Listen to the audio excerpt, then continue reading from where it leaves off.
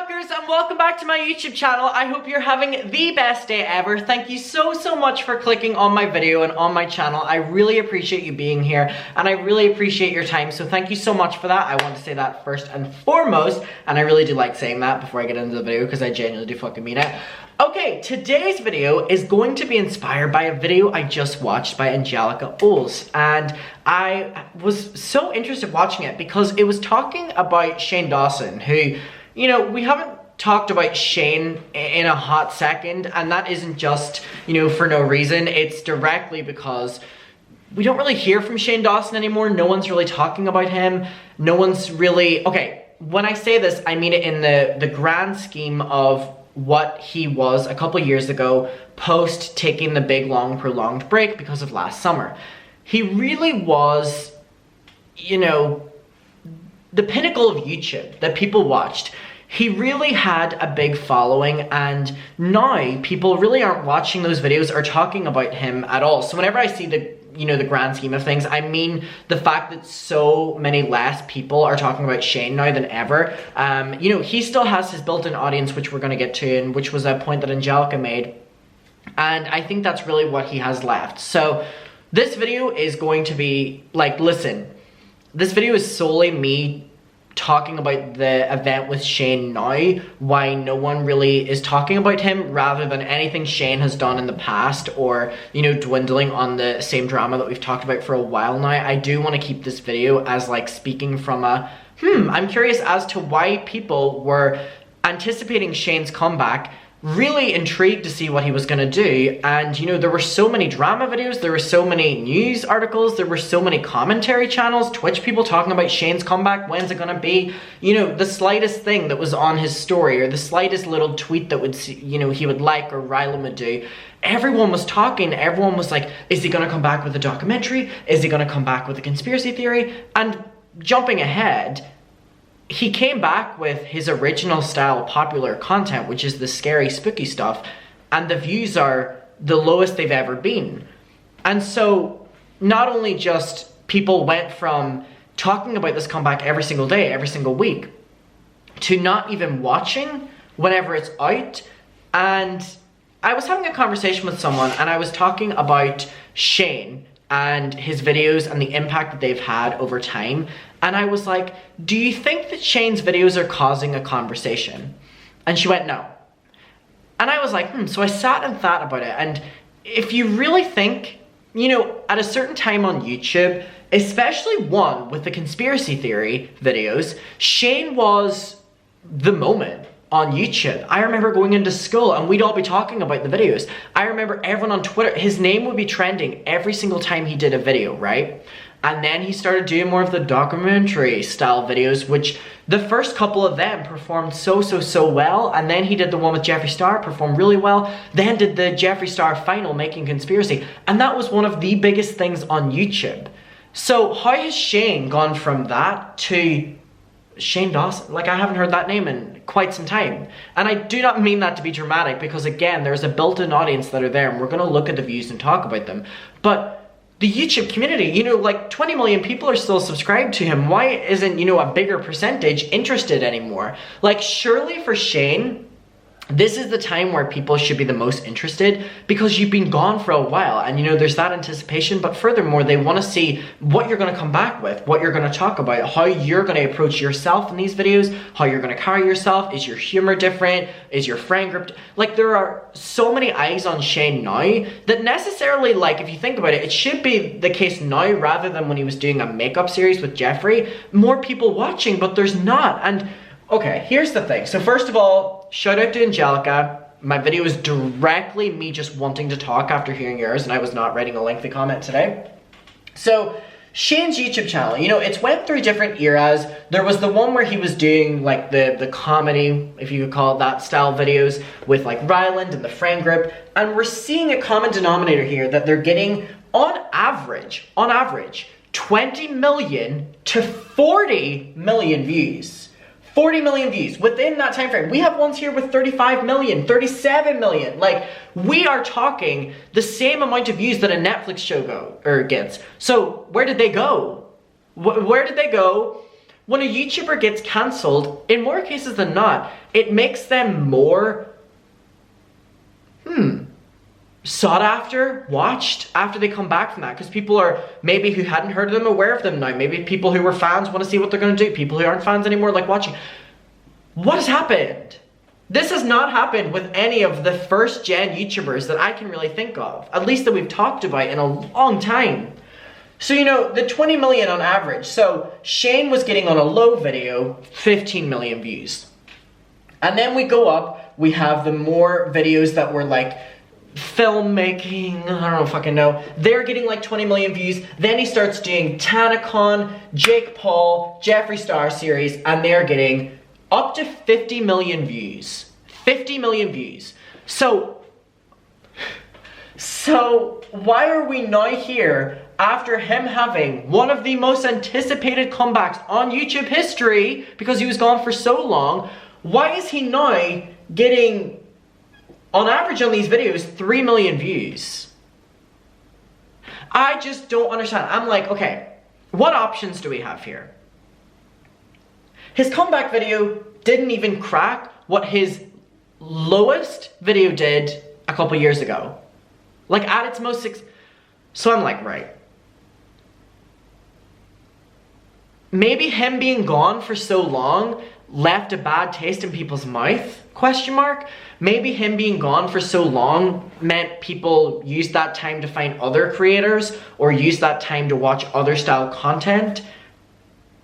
Is that the main two things it is? Because I genuinely, and this is coming from someone who talks about this shit every day for the past year, whenever someone comes back from a controversy is normally when they are at the top of the top because all eyes are on them. Grandparents are on them. Granny and grandas who read Yahoo articles are aware of these people. So is the only plausible thing, you know, like what I'm saying is I cover this shit every day and it doesn't ever make people not want to watch them. It's so interesting. I think we've all came to that conclusion. If someone gets cancelled, okay, they can take a break for a month and then they come back and they are as popular as ever, if not more. So why has this not followed through with one of the biggest and still one of the biggest creators on YouTube?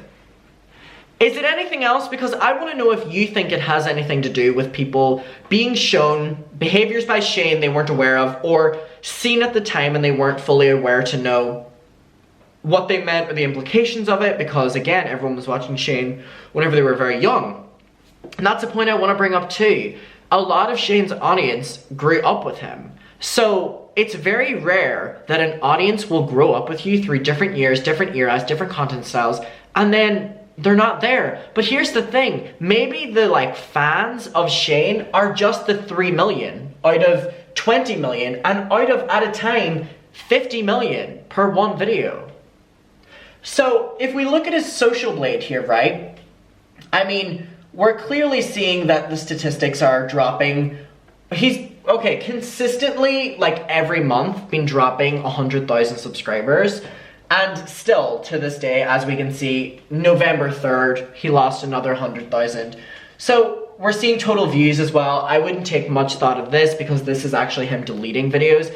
So again, we didn't talk about it, but I forgot to tell you, in October, Shane deleted, oh my god, like 338 million views off of his YouTube channel. Like, not being called out for stuff or anything, there was still 300 million, nearly 400 million views worth of deleting still. So he only did that a month or so ago. So he's still actively going through his content, right? I mean, he's been doing this for so long that it just is a case of there's so much content out there that he probably doesn't want us seeing anymore or doesn't want coming up again. Okay, so per day, Shane is getting around 100,000 to 200,000 views overall on his channel through the hundreds of videos, you know, different series and stuff like that, including his new shit. He's only getting upwards of 200,000 views a day. Now, 200,000 people, we love you, shout out to whoever you are, we're not going to judge what you watch, but 200,000 people is a lot of people. But 200,000 views every single day is not a lot of people whenever each day he was getting upwards of 10 million. like, I was gonna say more, but it's just so insane that, yeah, it was like at a time that, you know, upwards of 20 million views a day on Social Blade that we're seeing on his channel. And I mean, that makes sense because he has this huge backlog of content, all this new stuff, and he now has new series on top of it. So, where'd everyone go? Where'd everyone go? Do you know? I don't know. Because we have YouTubers, James, Jeffrey, all these people, Nikita, Tana, oh, you get cancelled all the time, right? They come back, their views are never affected. Their subscribers are never affected. Long-term on YouTube, they're never affected. And now, I'm not saying I don't think this should be the case or anything like that. You know, there was a lot of videos that pushed the line, burned the line, shat on it, sat on it, danced on it, cried on it. On that red line, crossed them so far. You know, they were online for so many years, and they were brought up, you know, so many times, and his views were never affected for more than a month. But this time seems really different. Clearly. And it's just, what's different? Is it the way that people think he's handled it? Is it still, are we looking back on the, you know, the Instagram live? Are we still, you know, having people just discover that were maybe subscribed to him and not loving it? Is it his holding himself accountable video? Like, what was the breaking point for people? Like, when was too far? You know what I mean? Like, when was too far? Because he's made so many videos talking about stuff, as half-assed as they've been. You know, people have always came in the comment section after by being like, you know, well, like, we really don't like that you've done this, Shane. You know, like all these like kids or whatever like that, but we can't wait to, you know, see you grow and stuff. There was always millions upon millions who were willing to say that. So, I think, with a mix of people, with a mix of people, I'm not wearing trousers, Tyler, and your nails are long, so you're gonna hurt me, so you're gonna have to go down. But with what's happening right now with Shane, yeah, okay. Hey, Tyler, I'm so distracted with the cats. Okay, with Shane now, what's his next move? Is he now going to appeal to these less amount of people? You know, he obviously has to. Or is he going to reach for that starting point again? And sorry, the point I was going to say before I got distracted with the cat, I just segued onto something else. With Shane, there is a lot of living in the past.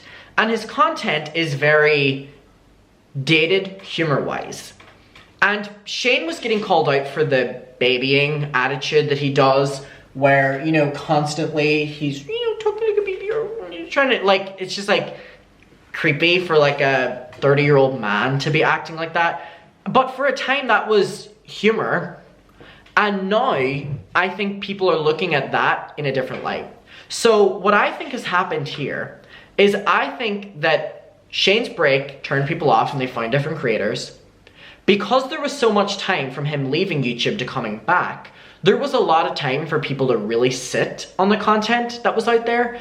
And the point that I want to bring up is, when Shane got called out for stuff in the past, right, he would make a quick apology video, as he stated, and then would make more videos. So, you know, the thought of him being cancelled really didn't sit with people for that long, or the videos didn't sit with people for that long, because they were immediately giving, you know, a half-assed apology video that Shane has literally said that he would just, like, you know, fake and rush out. And then there would be more content, new stuff to talk about. You know, he's doing conspiracy, going vlog. He's doing this then, so, you know, the apology video is getting pushed down and people are talking about that less and less. But this time around, the apology video was the only, or not apology video, but whatever that was, the, you know, the holding myself accountable, that was on his channel, the only new content for a year. So even people who don't keep up with drama daily were going on his channel to see if he uploaded anything, and that was the last thing. So it allowed a lot of people, just people day to day, to really sit on the stuff that they were being shown about Shane. And I think that that was the biggest downfall in terms of why no one's watching anymore. I genuinely believe that's the reason. And then the second reason is when people come back and the content is, you know, Shane's taking the safe approach now, which I don't even think he's in the wrong for doing. He's basically recreating his like 2016 content of the horror stuff and the really like you know, younger style humor than what he should really be doing, and just all this, right? And so people are now coming back to his channel after years and years of, you know, the documentary style and the more mature content, right, business side. People are now coming back to his channel to see what it's gonna be like. And it's like, almost like he's went back in humor and went back in age. And is now making this style of content that they saw years and years ago, when probably a lot of them subscribed because they liked the more filmmaking stuff. I think that's the main 2 reasons, but I wanna know what you think it is. Because these numbers are speaking something loud, but I'm trying to hear what they are, and I want to know what you have to say. So we can talk about it below. I really appreciate if you do comment, and I appreciate you watching. I really want to have this conversation below because I'm genuinely curious. I am still going to firmly stand by the 2 things I think it is, but I'm open to hear whatever you think, and maybe you'll completely change my mind. So I love you. Thank you so much for watching, and I will see you in my next one. Bye. Mwah.